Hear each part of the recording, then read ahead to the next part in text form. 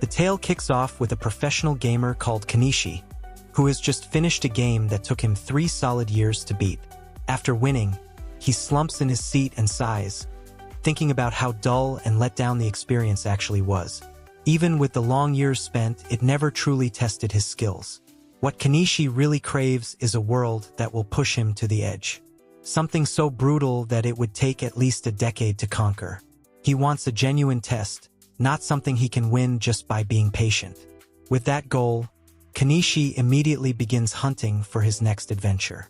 He flips through various games, scores, and suggestions, but nothing grabs his attention. Suddenly, his computer monitor glitches and shakes. Weird text pops up on the glass, offering him a game that never hits a game over screen and is located in a fantasy land full of spells. Kenichi's eyes go wide with hype.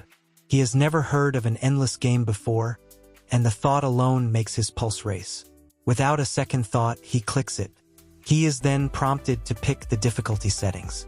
The choices go from easy to hard, which already feels basic and boring to him. However, as he scrolls down to the bottom, he spots a hidden option called Hell Mode. This is something he has never encountered in any other title. His excitement hits the roof as he realizes this might finally be the nightmare challenge he's been hunting for. Without thinking twice, he picks Hell Mode. Next, he chooses the Summoner class and hits the Start button with total confidence. The second he does, things get weird. His monitor flashes a blinding light, and before he can move, he gets pulled directly into the computer screen. The next thing he knows, he wakes up in a totally new world as a tiny baby, crying as he is born into a poor peasant family. Right after he's born, a man lifts him up kindly and gives him a name. That name is Alan. Surprisingly, Alan isn't mad about his new life. In his past life, he was a 35-year-old broke gamer stuck in a dead-end job with no path forward. Compared to that, this new world feels like hitting the reset button. Being reborn gives him a second shot to live a better and more important life. Right now, Alan is only 1 year old, so he can't talk yet. However, he has no trouble thinking perfectly inside his head. He can plan his moves, understand what people say, and watch everything closely. He also notices that the language used in this world is Japanese, meaning it's the main way people talk here. Alan and his family live in a frontier village where settlers pay fees to a local boss in exchange for the right to farm the land. The village is still fresh and basic, so it doesn't even have a real name yet. Alan's dad is named Roden, a hardworking and sweet guy who does everything to keep the family going. Looking at him, Alan guesses Roden is about 20 years old. His mom is Durja, and Alan thinks she's likely in her late teens. Watching how much his parents love each other, Alan figures it's only a matter of time before he gets younger brothers or sisters. Later that night, after Alan is tucked in, he lies there quietly and starts planning. He suddenly remembers that, in this world, he's supposed to be a summoner. Curious, he tries to open a stats menu to check his power. However, the moment he tries, something wild happens. Instead of a simple screen appearing, a massive book suddenly pops into existence and floats above him. Alan lets out a scream of shock at the sudden sight, totally spooked by what just appeared. His yell immediately catches his parents' ears. Realizing this is a problem, Alan panics and quickly makes the floating book vanish before they can see it. His parents run in to check on him, but when they see nothing weird is happening, they assume he was just having a bad dream. Thinking it's nothing, they quietly leave the room. Once they are gone, Alan carefully brings the book back out. He soon learns that the floating book is actually a magic manual that holds all the info about his levels and powers. As he reads through it, he confirms he really is a summoner, just like the character he chose in the game. The manual explains that he can call forth creatures, but because he's so young, he can only summon bugs and small animals for now. Even so, Alan feels totally hyped. He wants to summon something right this second, so he tries to call an insect. However, no matter how hard he tries, nothing happens. After several fails, Alan forces himself to chill out and think. He remembers another power listed in the manual and decides to try using his Create skill first. When he turns it on, something finally works. A crafting card for an insect pops up right in front of him. Seeing this, Alan realizes he has to build the creature first before he can call it out. Now that he has the card, he gets ready to summon the bug for real. Just as he's about to do it, his mom comes in to check on him. Alan reacts fast, lying back down and acting like he's asleep. Even after his mom leaves, he notices he is suddenly super drained. His eyes feel heavy, and he realizes that fighting to stay awake is useless. Deciding it's better to sleep, he chooses to rest and try the summoning again the next morning. The following day, when his parents aren't looking, Alan carefully brings out his manual again. This time, he successfully finishes the summoning. In a flash, a giant grasshopper appears and lands right on his face. Alan freaks out, but quickly gets it together and tries to give it commands, telling it to follow him.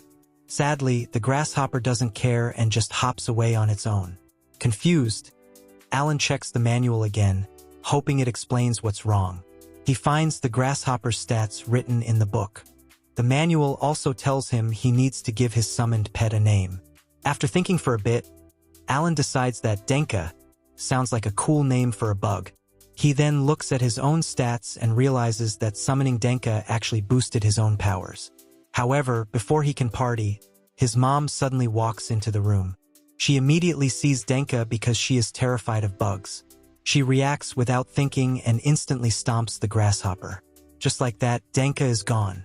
After a few more days of testing his skills, Alan finally manages to summon another creature. This time, it's a tiny mouse, which he names Mousy. Sadly, Mousy is just as dumb as Denka was. He doesn't really follow rules and mostly does what he wants. However, unlike Denka, Mousy has a helpful move called Scurry, which lets him zip around the room at high speed. While Mousy isn't very obedient, he will at least use Scurry when Alan tells him to, which makes Alan feel a bit better about the summon. Alan spends the rest of the day studying his magic book. He reads every page over and over, trying to figure out how summoning really works and what he needs to do to get stronger monsters that actually listen. He thinks about different ways, possible rules, and skill combos, but no matter how much he reads, he can't find a straight answer. In the end, all his work leads nowhere, and he feels a bit annoyed. That afternoon, Alan's dad, Roden, finally comes home. His clothes are covered in blood, and it's clear he just got back from a scary hunt. Roden proudly tells Alan that he took down a giant wild pig. He describes just how huge and scary it was, and then asks Alan if he wants to see it. Hearing this, Alan gets super excited. This would be the first real monster he's seen in this world. Seeing how happy his son is, Roden decides to take him. This is Alan's first time leaving the house, so he feels amazing. At that point, his dad points to a group of birds called albaharan. During this time of year, they fly north, which means fall is coming. Roden then tells Alan that he named him after these birds. After a 10-minute walk, they get to the place where the pig is being cut up. Several people are already there, working together to take apart the monster. At first, Alan is full of joy as he looks at it up close. However, after looking closer, that joy turns into fear. Seeing such a big and strong monster in person makes him realize how scary things really are. Alan knows that if he had to fight this thing right now, he would be crushed instantly. After a bit, one of their neighbors, a man named Gerda, walks over to Roden and says, "Good job for killing the pig." Soon after, the other villagers start cheering too. They all know that killing a pig like that is hard work and a big win. Roden then introduces Alan to Gerda.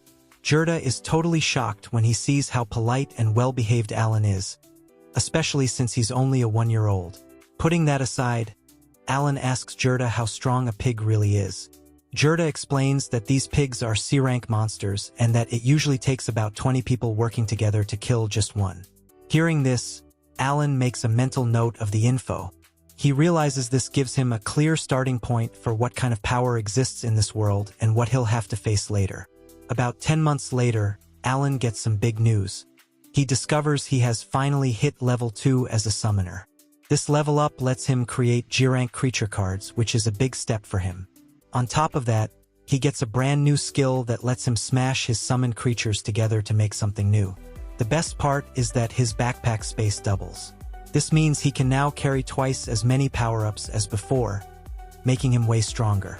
That night, after dinner, Alan is more hyped than ever. With his new level, new skill, and bigger backpack, he eagerly gets ready to test his fusion move for the very first time. But Alan ends up disappointed when he realizes he still can't use the fusion move on his cards, even when his energy is full. No matter how hard he tries or how closely he follows the steps, the move just won't work. This bugs him, but he understands he is still too young and not strong enough yet. Time goes by, and by the time Alan turns 3, he has made clear progress as a summoner. After many tries and lots of practice, he finally succeeds in using his fusion move on several cards. Through this, he manages to make a bird card, and the bird he calls out is named Chappie. Chappie has a special skill called voice copying, which lets him perfectly repeat anything Alan says. When Alan hears Chappie copy his voice, he immediately sees how useful this could be. He imagines using it to trick enemies, lure monsters into traps, or cause a scene during a fight. As Alan looks at everything he's learned, he feels good about how deep this world is. He admits to himself that this world feels like the ultimate hardcore game, way beyond anything he played before. By 3 o'clock in the afternoon, one of Alan's friends, a girl named Krina, comes over to play. As usual, they start playing soldiers and sword fighting with wooden sticks. At first, Alan thinks she'll be easy to beat. However, to his shock, Krina is way faster and more skilled than he thought. She moves quick, dodges his swings, and hits back before he can blink. Alan struggles to keep up, and before he knows it, he loses the fight. By the end of the day, Alan is totally tired and beaten up by Krina. His body hurts and his ego is bruised. But instead of giving up, he quietly promises himself he will get stronger before their next match. That night, big news is shared with the family. Durga says she is pregnant. Hearing this, Alan tells his dad he wants to help harvest potatoes since his mom won't be able to work as much. Deep down, Alan knows he can handle the hard work because he has the energy of a grown-up now. But his parents don't know that. They kindly tell him a kid his age shouldn't have to work and should just focus on playing. They tell him to keep hanging out with Krina since they notice how happy he is when they play soldiers. They also mention they are really looking forward to Alan's gift test. Alan has no clue what that is. So Durga explains that when he turns 5, there's a holy ceremony to find out what kind of special talent he has. They really hope Alan gets a good talent, one that could help the family stop being poor servants. A few months later, during the winter, Alan accidentally forgets to hide Denka. Because of this, his mom suddenly sees the bug. Scared, Durga slips and hits the floor. When Roden runs in to check on her, Durga says her water broke and the baby is coming. Krina happens to be around since she and Alan were playing. Roden quickly asks Krina to go get her parents because they know how to help with births. Not long after, Jurda and his wife, Matilda, arrive to help Durga. Matilda takes over and gets ready to deliver the baby. She immediately kicks all the men out of the house, saying she needs space to work. The long night passes, and by the next morning, the boys wake up to a baby crying. They run over and find the baby was born safe and sound. Durga asks Roden to name the kid. Without thinking too much, Roden names him Mash. Durga loves the name, but after a second, she asks if the name came from a monster. Roden admits it did, but Durga can't deny it sounds good. She starts laughing and everyone joins in. As they laugh, Alan watches them quietly. Thinking back, Alan realizes he never truly knew why he was reborn. Besides his wish to play a hard game, he remembers how sad his old life was and realizes he's fine leaving it behind. In this new world, he feels free and full of hope. More than anything, he knows this new family is the best part of his life. He isn't sure how he'll do it, but Alan makes a silent promise. No matter what, he will save his family from the hard life of being servants. Time passes, and when Alan turns 5, his dad takes him for a walk through a flower field and talks about the gift test. According to him, it's a special event every kid in the village does at age 5. If a kid has a talent, it could let the whole family move up in the world. However, Roden explains it won't be easy because there are many kids and limited spots. On the way, they meet Krina and her dad, and the 4 of them travel to a nearby village for commoners. Soon, they arrive, and Alan is shocked that these people are called commoners, because they look clean and wear much better clothes than him. Shortly after, the test is ready to start. The priests open the big doors and ask the people to show respect to the god of creation. They say that heroes don't just come from rich families, but can come from poor servants too. Alan knows this is true because in his game manual it said the best classes like hero usually start from the bottom. At first, he thought it was just a game rule, but he sees it's how this world works. Everyone, no matter how poor, takes the test. After that, the commoners move inside. Alan sees a statue in the middle and assumes it's the god they worship. Soon, the test starts with the village leader's son, Palomas. Palomas touches a crystal ball, and the screen lights up to say he has the talent to be a merchant. His dad jumps for joy, happy his son isn't useless. Alan watches in awe when suddenly his magic book appears and starts writing numbers on the pages. This makes him realize that his stats are now shown as real numbers instead of secret values. He loves that he's the only one who can see the book, so he can use it without anyone knowing. The ceremony goes on as kids celebrate their new skills. But sadly, not everyone gets a talent, and some leave feeling sad. The next kid is Dagara. He touches the crystal and it lights up. The priest says his talent is Axe User. Dagara jumps for joy and runs to his dad. One by one, everyone gets their result until only Alan and Krina are left. Standing with their parents, Krina rushes to the ball, excited to see her talent. The moment she touches it, a huge light explodes from the crystal. When the priest reads the result, even he is shocked. Her stats are almost perfect, and she is a sword lord, one of the rarest talents ever. Her dad is thrilled, thinking his daughter is their ticket out of poverty. But Krina looks sad because she just wanted to be a regular sword fighter. Alan isn't shocked because he always knew she was special. He's excited, hoping his parents find out he's a summoner. He walks up to the crystal with confidence. He touches it, and a blinding light hits him, sending him flying across the room. Roden rushes to the priest and asks if his son has a unique power. But instead, the priest says Alan has no talent at all. Roden doesn't look mad. He just holds Alan and says it's time to go home. They go back, where Durja and Little Mash are waiting with a hug. That night, Roden tells Alan not to feel bad, saying nothing could change how much they love him. Even so, Alan feels a bit let down that he didn't get a talent. Still, he's happy to have such a loving family. Later that night, Alan lies in bed with his book open. He notices all his stats are ranked as E. At least he realized one thing today. He is the only one in this world playing on Hell mode. Alan thinks the ranking shows how much you grow when you level up.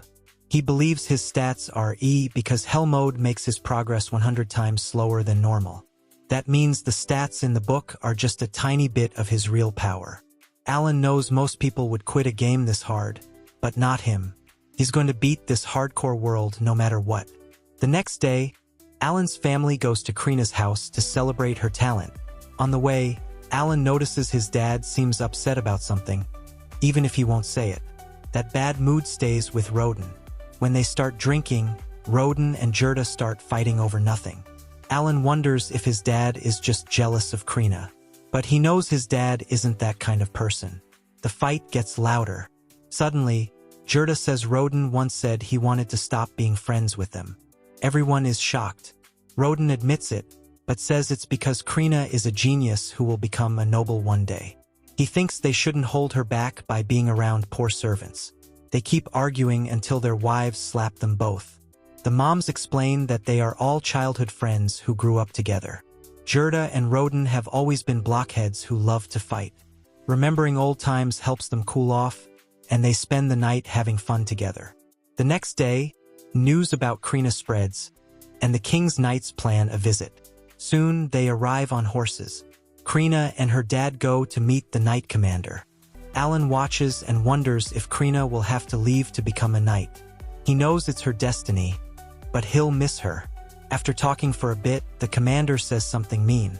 He says they might be lying about Krina's talent.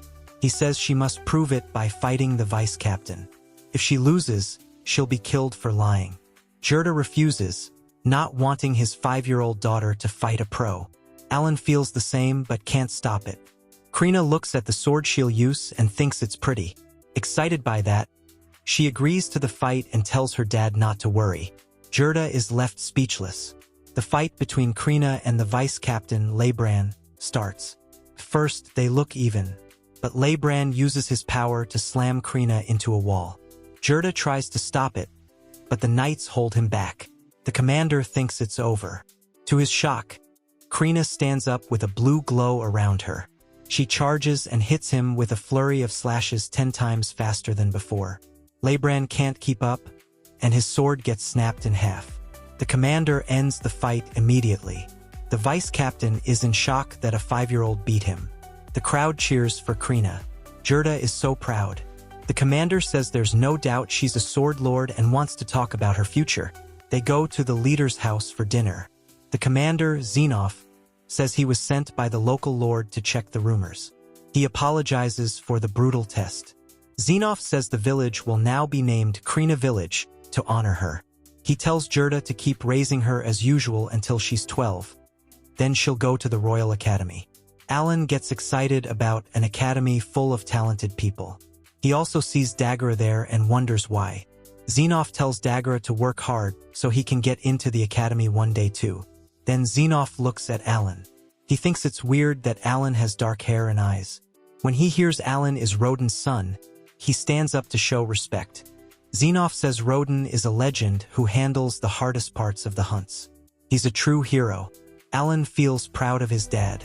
Later, Rodin and Gerda say goodbye. Rodin thinks Krina will be a hero. He tells Alan to keep working hard because he's his son. Alan shows his dad some fruit he borrowed from the meeting, and they both laugh.